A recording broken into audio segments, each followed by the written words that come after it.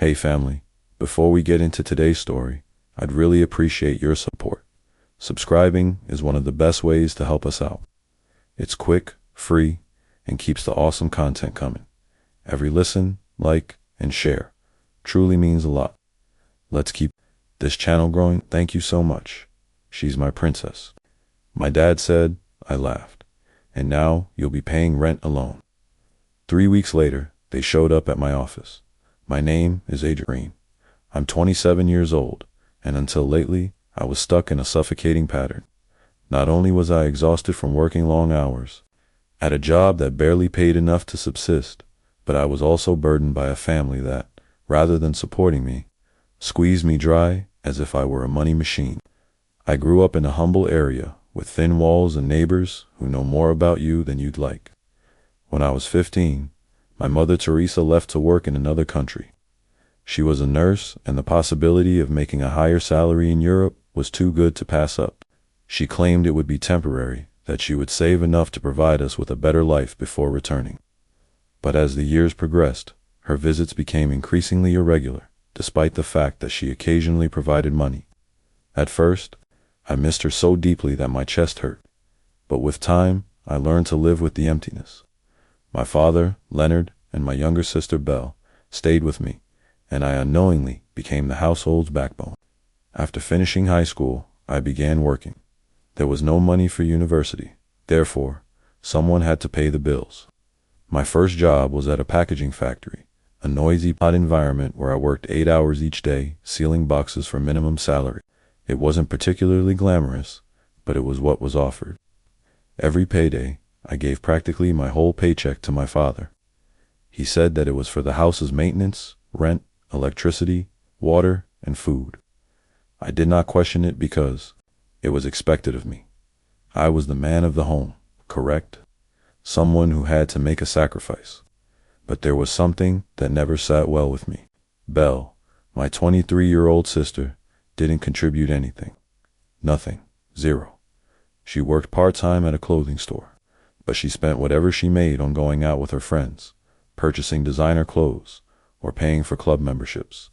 While I arrived home with tired feet and sweaty clothes, she would walk in looking put together and happy, sharing stories about her evenings out partying. If I asked her to help with anything, even washing the dishes, she would roll her eyes and say, "Oh, Adrian, don't be a drag. That's what you're here for." And my father, sitting on the couch with a beer in his hand, would laugh and tell her, "Leave her be. She's young. She'll have time to worry later." My father, Leonard, was another tale altogether. He worked as a mechanic before my mother left, but he resigned when she began sending money. He'd argue it wasn't worth dying himself working for peanuts when Teresa could provide for us. However, after my mother's money stopped arriving on a regular basis, he never searched for work again. Instead, he became an expert at wasting my money. Every time I arrived home, I'd find him in the yard with his pals, surrounded by empty beer bottles, and laughing loudly while music played. I once counted more than 20 bottles in one night. Who paid for it? Me, my salary, my hours of labor. I tried speaking with him multiple times. "Dad, I need you to help with something. I can't cover everything." But he always answered the same way with a mocking smile. "Adrian, you're young. You're strong. I've already done my share of work. Now it's my turn to enjoy life. And your sister, well, she's my princess. I'm not going to ask her to kill herself working like you do." He'd laugh as if my life were a joke. When I arrived fatigued and watched Belle leaving in a new dress or my father opening another beer, I felt a hatred rising within me. But I swallowed it, not because I wanted to, but because my mother had asked me something before she went. "Adrian, take care of your father and your sister. Don't leave them alone. You're the man of the house now." And like a fool, I treated those words as though they were law. Every time I felt like exploding, I remembered her voice and told myself, "They're my family. I have to put up with it." My life was a constant cycle of labor, bills, and shame. However, something began to change. When I was promoted to shift supervisor, it wasn't a major deal, but the income was slightly higher, and it allowed me to learn more about the organization. It turned out that I had a natural ability for organization and problem solving. My superiors saw and gave me a job in the office, managing inventory. The compensation was doubled. Then over time, I continued climbing. I progressed from inventory manager to logistics coordinator and finally to operations manager. My pay was 7 times what I started with. 7 times. It was more money than I had ever imagined, but I didn't tell my father or Belle. Why? Because I knew if they found out, they'd drain me completely. So, I continued to pay the same amount as before, the equivalent of my old minimum wage salary, and saved the rest in a secret savings account. My father assumed I was still making the same amount, and every payday, he would ask for the money with the same arrogant attitude. "Come on, Adrian, give me the household money. Don't make me wait." I'd nod, hand him the money, and remain mute. Meanwhile, my account expanded, bringing with it a glimmer of hope. Maybe someday I'll be able to leave that place and live on my own. Despite my new wage, my life at home remained the same. I continued to sleep in the same small room with a rickety bed and a fan that hardly worked. Belle, on the other hand, had a larger room with a new TV, which I had, of course, paid for. My father continued to spend his drunken nights, and every time I returned home, I found him on the same couch, drinking the same beer, surrounded by the same buddies. "Adrian, get me another one from the fridge," he would remark without looking at me, and I, like an idiot, would comply. However, not everything was as straightforward. Even though I was saving money, I refused to go. The commitment I made to my mother binds me like a chain. Every time I considered leaving the house, her voice rang in my thoughts. "Don't leave them alone." Even though I hated to admit it, I held out hope that something would change, that my father would consider me more than a wallet, that Belle would see I too deserved respect. But that never occurred. The day everything changed began like any other. It was Friday, and my bi-weekly paycheck had just been deposited.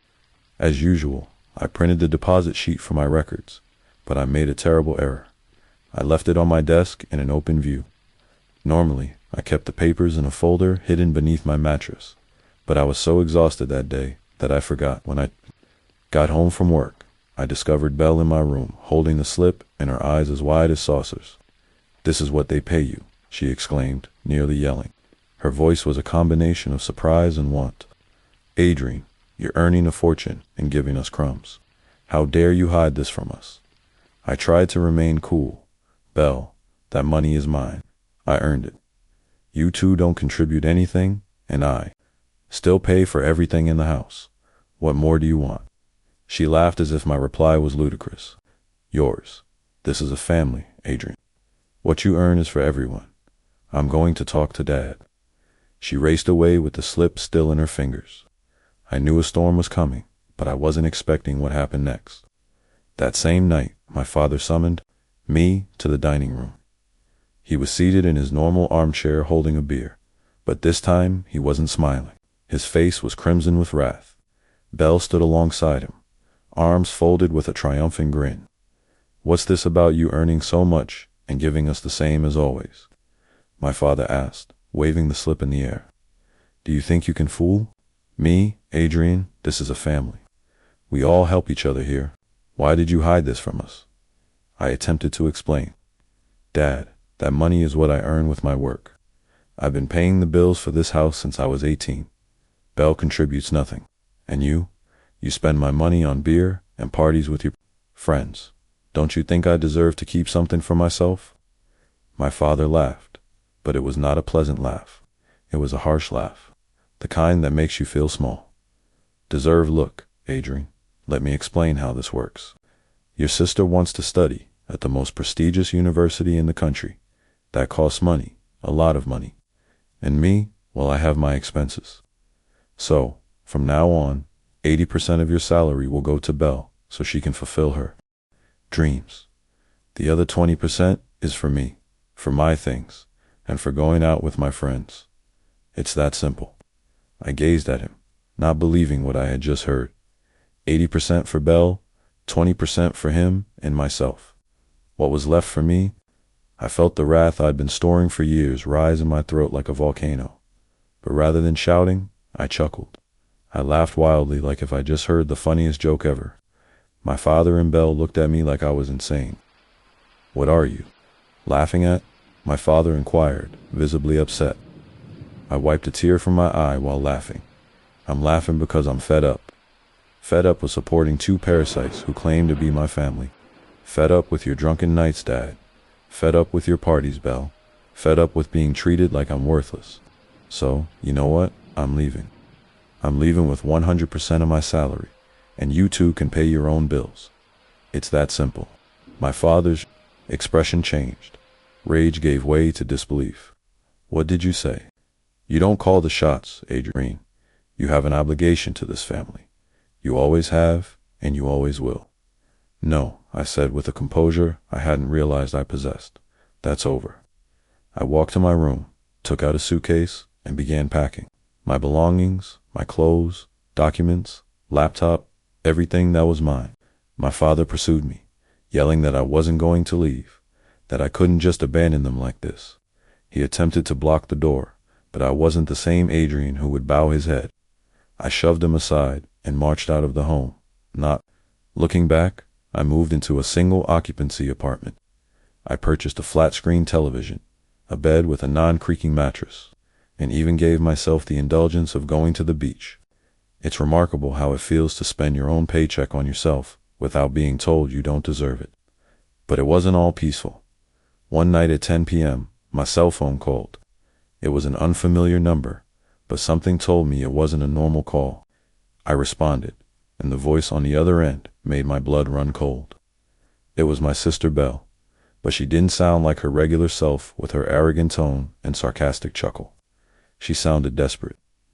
"Adrian, please, you have to help us," she begged, her voice shaking.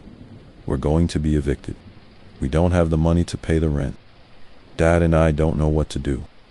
I stayed mute while pondering her statements. A part of me wanted to hang up, but the other part, the one that recalled the humiliations, wanted to hear more. "Evicted," I announced in a chilly tone. "And what does that have to do with me? I don't live there anymore. You to figure it out." "No, wait," she exclaimed, practically in tears. "We have nothing. My salary isn't enough. And Dad hasn't been able to work much. Please, Adrian, you're our only hope. If we don't pay this month, they'll throw us out on the street." I laughed. I couldn't help it. It was a dry laugh, full of all the bitterness I had amassed over time. "Your salary isn't enough." How curious, Belle. Because when you were spending it all on parties, clothes, and clubs, you never worried about the rent. And now, suddenly, I'm your savior. Where was that concern when you treated me like your personal bank? "Please, Adrian." "This isn't the time for that," she murmured, her voice breaking. "I know I wasn't the best sister, but we need your help. Your family. You can't just leave us like this." Before I could respond, I heard another voice in the background. My father. Leonard snatched Belle's phone. "Adrian, listen to me carefully," he said, using his strong voice to assert his authority. But this time, there was something unique. It wasn't all anger. There was desperation. "Do you think you can just wash your hands of us and leave us on the street? You're selfish. We always gave you a roof, food, a family, and now that you're earning a fortune, you turn your back on us. That's not what a man does." I felt wrath swelling in my chest, but also an odd calm. For the first time, I did not feel intimidated. "A roof, food, and a family," I added, nearly spitting the words. "Let's get something straight, Dad. For years, I paid for that roof. I paid for the food. I paid for the electricity, the water, even your damn beers. And what did I get in return? Your mockery.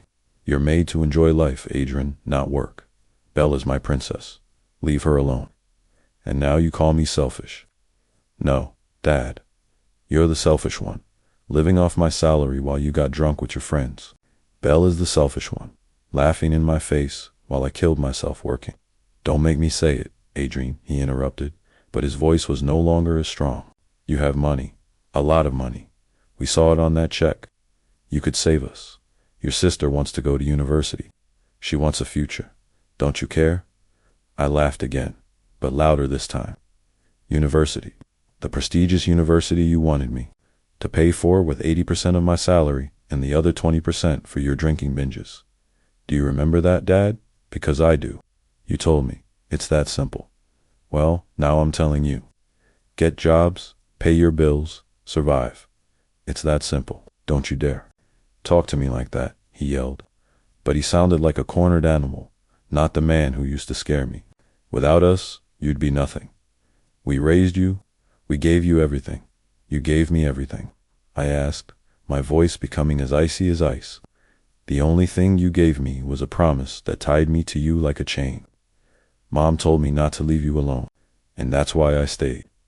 Enduring your humiliations, your laughter, your worthless Adrian. But you know what? That check you saw, that money that excites you so much, is the fruit of my sacrifice.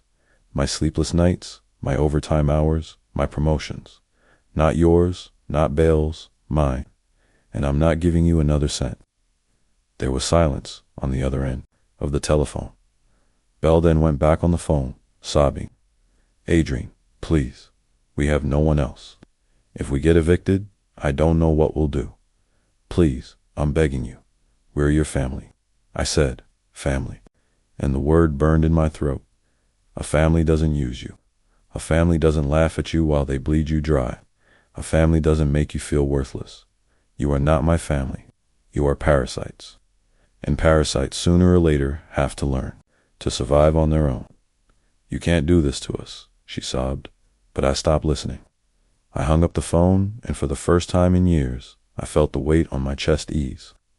I felt more than simply wrath. It was justice.